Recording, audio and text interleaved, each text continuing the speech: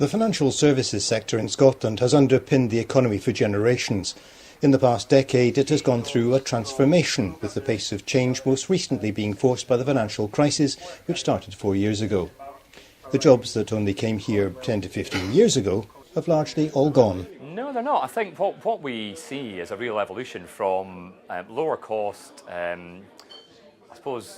lower cost roles really that have come into the country now don't exist here anymore because companies are under continual pressure on cost, and so they're looking at where else they can do this more efficiently. Where Scotland's benefited is that we've actually moved up the scale in terms of complexity, very much around client handling, and being able to service a very, very broad geography. So Scotland's ideally placed really because of its skills, because of the physical location. We're close to London, we can service Europe, we can speak to India, we can speak to America, and it's also at some cost advantage to some of the big financial centres. So there's a number of things play into our strengths.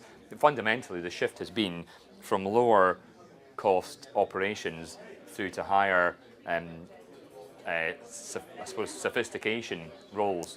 He believes that what has let the Scottish sector retain its global position is the sheer volume of organisations in the financial cluster. And that, I suppose, has had it's an advantage in a couple of ways, in that if companies are moving in with a new operation, then they see potential leadership within competitors, which I suppose is, in some eyes, a bad thing. I think it's probably quite a good thing, but you also have this very, very strong flow of school leavers, college leavers and graduates coming through as well.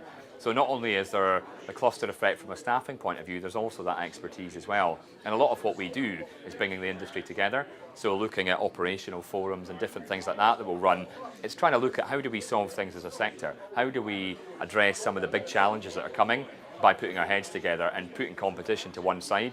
And where it doesn't make sense to do that, companies won't do it. But where they can get together on sort of shared issues such as regulation, new products, perhaps things that are happening in the financial markets, then they'll get together and do that.